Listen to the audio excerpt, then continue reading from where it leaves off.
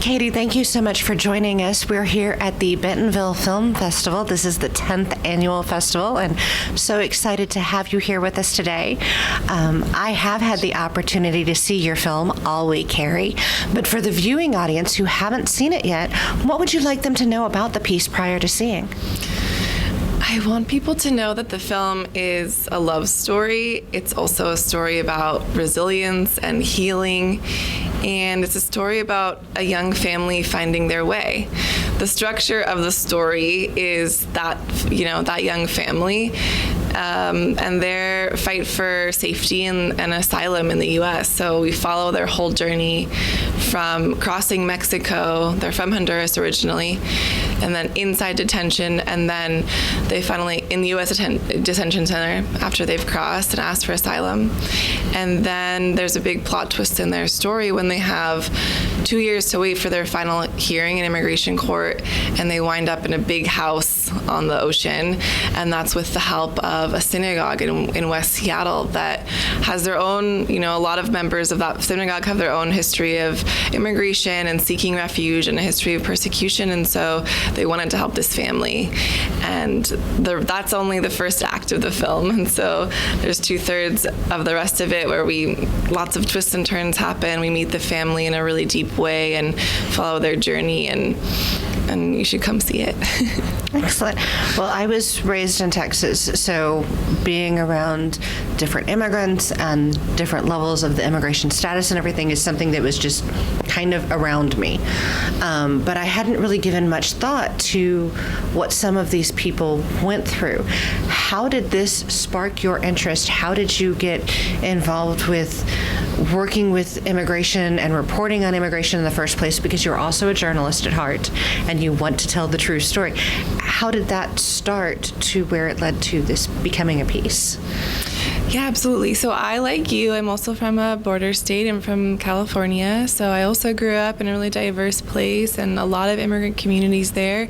And so I always cared about the topic. I was living in Colombia in Latin America, covering the region, working a lot on the topic of immigration. And so when the migrant caravan started, I went up to cover it as a journalist. And I met the family in my film. I wanted to follow the intimate story of one family crossing the country of Mexico and reaching the U.S. Because I knew that there is a lot of awareness that could be raised about how dangerous that journey is, and the international human right to seek asylum and to seek a life in safety. And so that's how it started for me. And then in terms of keeping going and deciding to make it into my first film, I didn't go to Mexico to cover the caravan to find the subjects of the participants of my first film. I went just as a journalist. But when there's this big switch in their story, when they go from fleeing violence and in survival mode to really this opportunity to be in a healing mode, essentially, I thought, oh wow, they're really going through kind of this blessing and burden of having all their immediate needs met, but that meant it kind of all came down on top of them, when you're going from survival mode and running, and then you have the blessing of time, it also becomes a burden because it was really dealing with the trauma that they had just left. And so then we were able to weave in a lot of themes of mental health, and that's why I also say it's a love story or a marriage story, because that's also something a lot of people can relate to. And that also drew me in the sense of, when I say something you can relate to, is so many, of course, thankfully, most of us haven't had the experience of having to flee our homes, but many people have had the experience of something happens in a family, a death happens in the family. People can relate to grief or adjusting to having a young child or being in a new place. And that's so all the things we see unfold, and how this couple keeps going and supports each other and stumbles and gets back up. And so that was that. And also, as an immigration reporter, I was covering, like so many of us, and so many people watching too, is, the focus is on the border, but what happens after? So exactly to your point, what's that waiting process like? And again, that's something we can relate to. A lot of people can relate to in different ways, waiting for a result, waiting for something to happen, and how excruciating the limbo can be. and challenging because you can't really feel like, okay, now I'm in my real life. I'm waiting for real life to start. Right, and during the process, as you said, they got to the border from Mexico to the United States. They crossed to the United States. There was some time in the detention center. We're following kind of the process, and we're learning what they go through. The pandemic hit during this family's experience with this. From your knowledge, did the pandemic increase the waiting time, or was that just the standard time it takes to have the court hearings to get your asylum?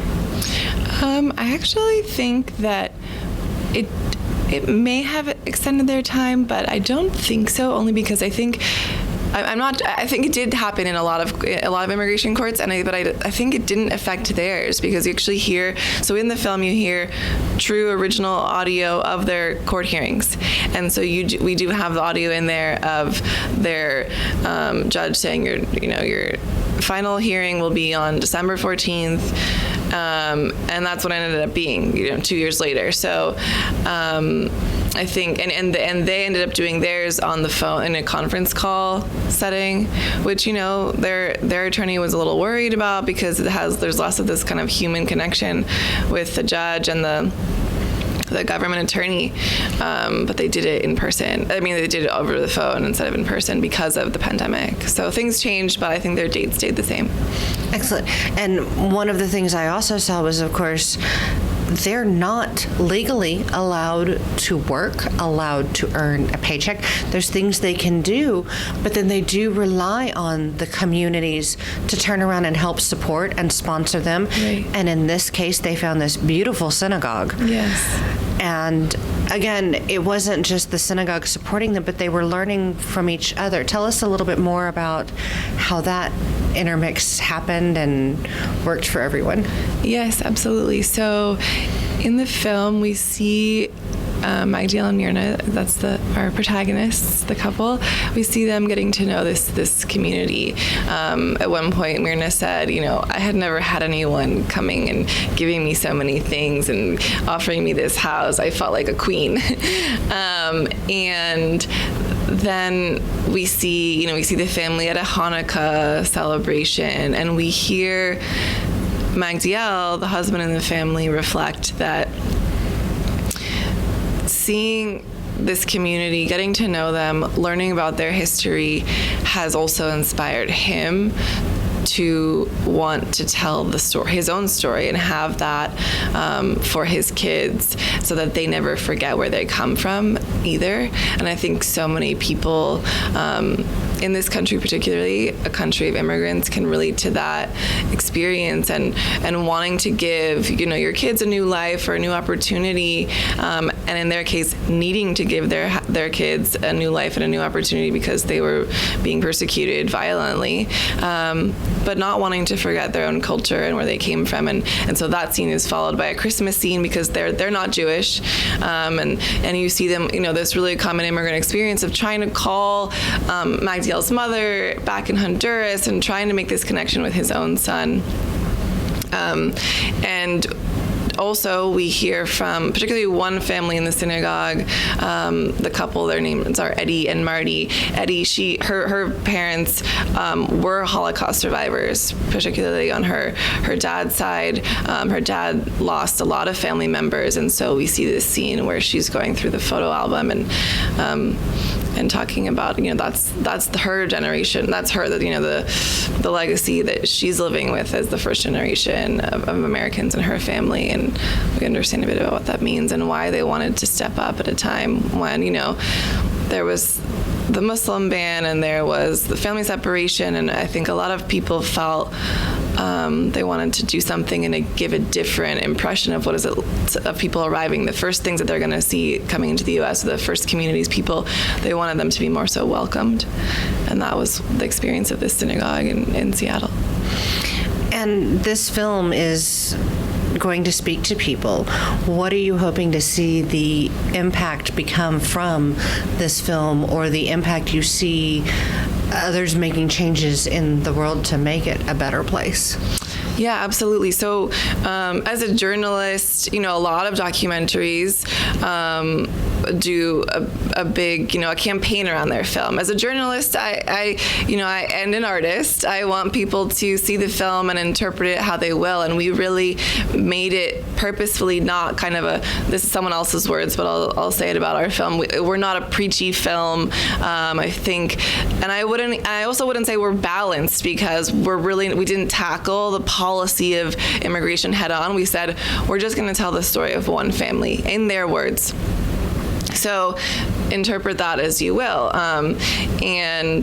But I think you're right. I think it will impact people. I hope it impacts people. I hope it moves hearts and minds to build empathy and awareness of what it's like to do the process that this family has done, and so many. And there is so much attention politically and news-wise on the border on this particular topic.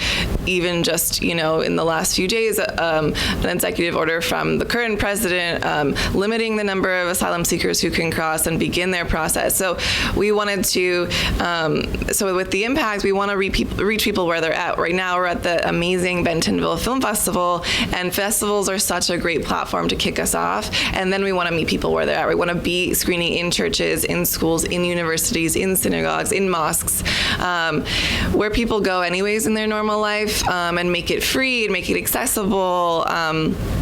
So if anyone watching, or if you know anyone who might be interested in bringing us to one of those places, we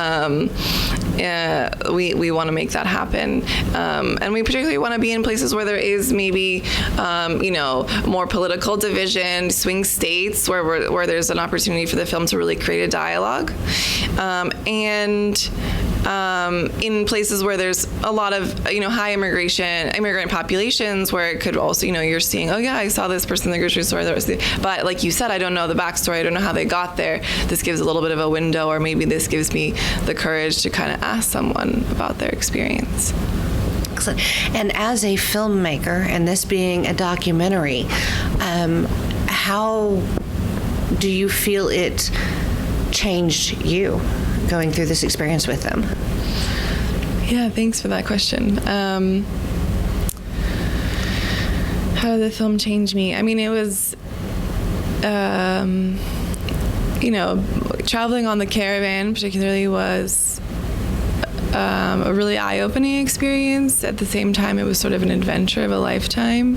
I spent 3 days on a cargo train that, thousands of people use as transport crossing Mexico to reach the border every year, and it's really dangerous. And I saw those dangers, so that affected me. But I think the biggest takeaway for me is just the honor that this family let me accompany them for so long and be by their side and tell their story. And this is a small spoiler, but it's also in some of our images that we have online. The family has a baby during this wait period. And I was so close to them. I speak Spanish. I was in their COVID pod. I had moved my whole life from Colombia to Seattle so I could finish production. And they asked me to take care of Josh, the little one, the older brother, while they were in labor.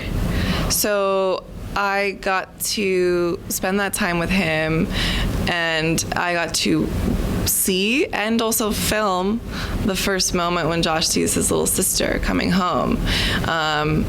And that, I just don't know. I can't, it's like, it makes me emotional thinking about it. Just the trust they put in me, and the fact that I got to share that moment now with the world. It's, again, something so relatable. I'm a little sister, so I didn't experience that as a kid, and I don't have kids, but to see that moment was so special, an honor of my lifetime. And we wove that in the edit with an emotional experience that Magdiel, the husband and father in the family, was having the night before the baby was born, which is this bittersweetness of, I'm so excited that I'm going to have a daughter and my son's going to have this sister. And this kind of universal experience of grief that comes with that, right? When you've lost someone, of this, the bitterness of it too, the bitter part of the bittersweet of, I just wish I could tell my dad, because he's lost his dad, and that's why they had to flee. So just being, I don't know, I think it changed me also in thinking about partnership and marriage and love, and watching them overcome so much was really inspiring to me. Excellent. And for someone getting into film and looking at doing something like a documentary piece like this, what is the one piece of information you wish you had been given? It's going to take longer than you think, probably. Being patient, listening to your gut. Sometimes I felt like, oh, I'm a first-time filmmaker. Maybe I don't know the right thing to do here. But, when it was coming to conversations with outside folks, our sound team, they were amazing, but, just being asked all these questions and kind of just trust yourself, think about your own vision, also bring in the opinions of your trusted advisors, but, you're living and breathing this story for years, and so trust yourself. Excellent. And can you tell us a little bit about the crew that worked on the film with you? There's some really great shots on the train. I didn't get the typical sensation I get when it's on a live train. So you've got some talents. Tell us some more about the talent that worked on it. Yeah, so in terms of that, I'm the DP as well, so I shot most of the film, but we have such an amazing team. My editor, who's also our co-producer, Rachel Clara Reed, she is such an amazing artist and a huge amount of talent. And she and I kind of shared a brain during the second half of making this movie and the post-production of it. I think a lot of people don't know what it takes to make a movie, but also a lot of people maybe don't know what it means to make a documentary, or how it's different making a documentary from a narrative fiction film. And I think the way I like to describe it is sort of, it's a flipped, right? We can all picture like a writer's room, or writers, right? Creating a story of a narrative fiction film from scratch. And it's sort of a reverse kind of creative process with the documentary. Of course, there's creative story building in the filming and producing of it, but the edit room is really where the story takes shape, takes structure. You have to make it make sense for the audience, obviously, and bring in these kind of moments of pause for people to digest what they've just seen and what information needs to be included and all these things. And so my editor, it was also her first feature documentary film, and she's just incredibly talented, and I wouldn't be here without her. And so that's Rachel. And then I have two producers who came on as well to help with strategy and fundraising and getting the film out there and figuring out how to do the whole festival thing. And now we're working on distribution. And so they also are invaluable members of our team. Wouldn't be here without them. And they're Laura Poloni and Laura Tatham. They are based in New York. And we have really wonderful executive producers as well. We were fortunate enough to bring on America Ferrera, who's an actress, as we know. Of course, she was in Barbie and many other things, but also she's Honduran American, so she has this, personal connection to the story. And her husband is also actor, writer, producer, Ryan Pierce Williams, and then their friend and colleague, who's a activist, producer, Michael Skolnick, and they've been amazing as well. Excellent. Well, thank you so much for being here. Please tell the audience how they can follow you, follow the film, any other projects you want to talk about, or where this film is headed that you'd like everyone to know about. Great. So you can follow the film on Instagram at All We Carry Doc, so DOC for documentary at the end, and that's also our website, allwecarrydoc.com, and our email, allwecarrydoc@gmail. So you can find us there, and that's also us on Facebook as well.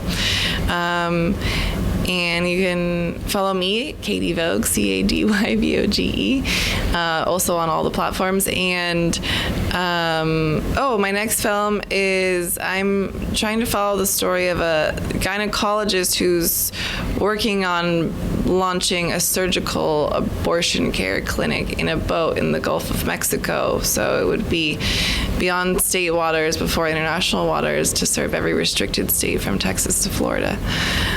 So that's a bit wild. We'll see where that takes me.